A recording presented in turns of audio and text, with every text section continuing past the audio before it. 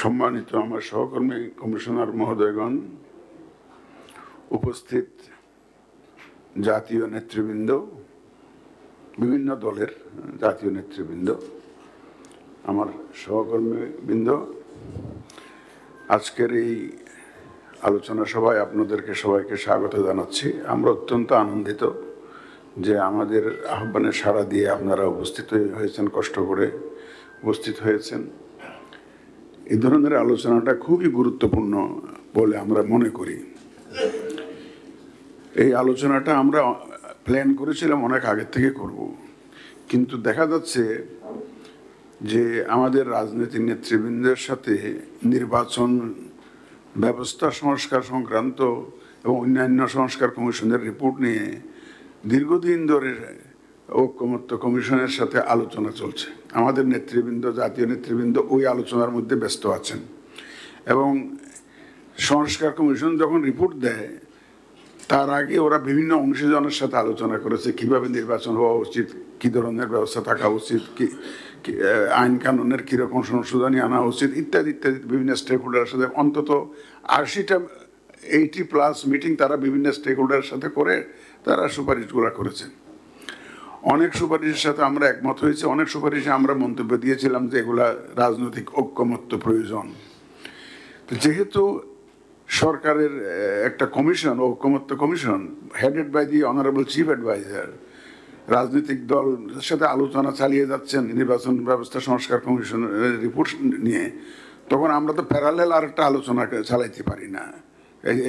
একই পলিটিশিয়ানদের সাথে আমরা প্যারালেল যদি চালাই তখন বলবো যে এটা দ্বৈত, একদিকে এক ধরনের মন্তব্য আসতেছে, ডিসিশন আসতেছে আরেকদিকে, এটা তো হতে পারে না। এই জন্য আমরা ওয়েট করেছিলাম, অপেক্ষা করেছিলাম যে ঐকমত্য কমিশনের রেজাল্ট কী আসে। এই জন্য আমাদেরটাও একটু পিছিয়ে গেছে। আমাদের যে আচরণবিধি যে কথা আমাদের সচিব মহোদয় বললেন, এটা কিন্তু আমরা ড্রাফট করার পরে ওয়েবসাইটে দিয়েছিলাম। অনেক রাজনৈতিক দলের কাছ থেকে আমরা লিখিত মতামত পেয়েছি, অনেক সংস্থার কাছ থেকে আমরা লিখিত মতামত পেয়েছি, সেগুলো আমরা ইনকর্পোরেট করেছি। তো এই হচ্ছে কারণ আমাদের দেরি হওয়ার। আমরা এইটা ফাইনাল পেলাম বোধহয় 3 তারিখে মাত্র ফাইনাল পেলাম। আজকের থেকে আমরা গতকালকেই তো বোধ হয় না, গত পরশু আমরা ওই SRO নাম্বার নিয়ে আমরা পেয়েছি এবং আজকেই আলোচনা শুরু করেছি। দেখুন, নির্বাচনে খেলবেন আপনারা হবেন প্লেয়ার, আমরা রেফারির ভূমিকায় এবং আমরা রেফারির ভূমিকায় প্রকৃত অর্থে একদম নিরপেক্ষ রেফারির ভূমিকায় আমরা থাকতে চাই।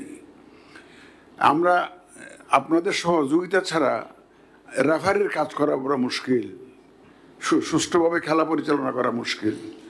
ইলেকশনটা আমরা কমিটেড, প্রতিশ্রুতিবদ্ধ জাতির কাছে যে আমরা একটা সুষ্ঠু, সুন্দর, ক্রেডিবল, গ্রহণযোগ্য নির্বাচন আমরা উপহার দিতে চাই। আপনাদের সবার সহযোগিতা নিয়েই এটা দিতে হবে। মূলত রাজনৈতিক দলগুলোর সহযোগিতা আমাদের দরকার হবে, কারণ মূল প্লেয়ারদের যদি সহযোগিতা না পাই তাহলে তো এটা প্রশ্নবিদ্ধ নির্বাচন হয়ে যাবে। সুতরাং আমরা আপনাদেরকে সঙ্গে পেতে চাই, আমাদের এই চেষ্টার মধ্যে সঙ্গে পেতে চাই। একটা বিষয় এখানে পরিষ্কার করা বোধহয় আমি প্রয়োজন মনে করছি, আপনারা অন্যভাবে নেবেন না। যখনই একটা দল রেজিস্ট্রেশন পাবে নির্বাচন কমিশনের, আমরা যখন গেজেটটা করব, আমার কাছে এখন বোধহয় 51টা কয়টা আছে রেজিস্টার্ড দল, কয়টা আছে? 51টা না, 54টা দল। এই 54টা দল আমাদের কাছে বড় ছোট নাই, 54টা দলই আমাদের কাছে সমান, আমরা সমান গুরুত্ব দিয়ে দেখতে চাই। কারণ বড় ছোট মাপার ক্রাইটেরিয়া আমাদের কাছে নাই। আমরা মনে করব যে যারা আমাদের কাছে রেজিস্ট্রেশন পেয়েছেন, রেজিস্টার্ড দল, এরা আমাদের কাছে সমান। সুতরাং ওনাদের মূল্যবান মতামত, যেগুলো পরামর্শ, আমরা মনে করব যে পরীক্ষা নিরীক্ষা করে যদি যে গ্রহণযোগ্য হয়, এটা আমাদের জন্য অনেক উপকার হবে। আপনি আজকে আপনাদের সুচিন্তিত মতামত আমরা চাইব, এবং ইলেকশনের আগে, ইলেকশনের দিন এবং ইলেকশনের পরে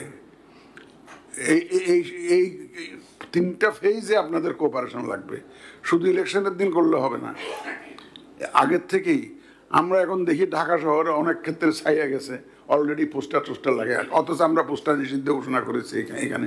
আমরা এটা মিডিয়াতে জানিয়ে দিয়েছি, যদিও আমরা আচরণবিধি অ্যাপ্রুভ হয় নাই, কিন্তু বিভিন্ন ছবি টবি দিয়ে এখন ধরেন এগুলো সরাইতে হবে আমাদের, এইগুলো সরাইতে হবে যত, কারণ এই ধরনের পোস্টার আমরা এলাও করবো না। আগে ভাগেই আমি জানিয়ে দিচ্ছি, যারা লাগিয়েছেন দয়া করে নিজেরাই সরাইতে পারেন, এবং এটাই হবে ভদ্র আচরণ। এবং আর যাতে কেউ না পোস্টার না লাগান। এই যে আমাদের আচরণবিধি যখন প্রকাশ হয়ে গেছে, আচরণবিধি অনুযায়ী দয়া করে আপনারা বিহেভ করবেন, নাহলে আমরা মনে করবো যে দল এটা করবেন না, আমরা মনে করবো যে নিয়ত সাফ না, আমরা because will be very tough.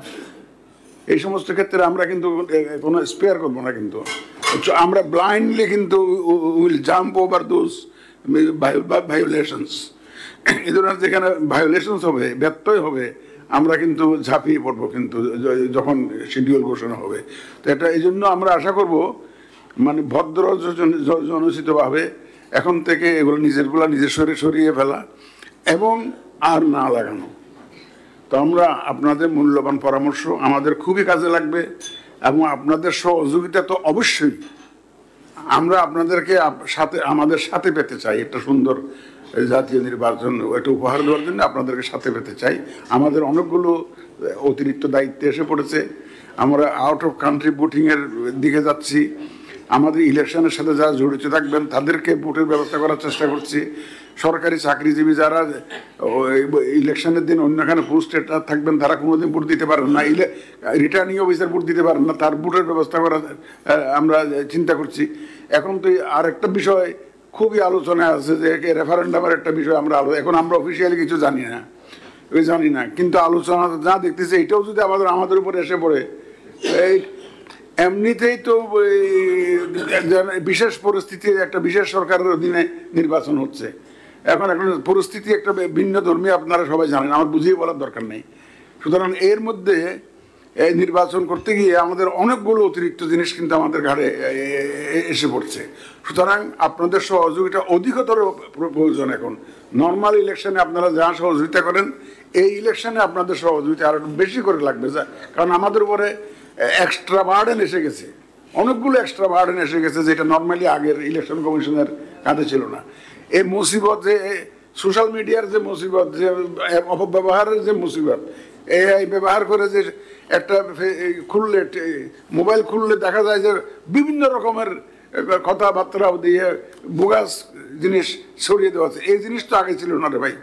এটা এই জিনিসের মধ্যে এখন কি যুদ্ধ কত ফ্রন্টে আমাদের করতে হচ্ছে, দেখেন কতটা ফ্রন্টে আমাদের যুদ্ধ করতে হবে।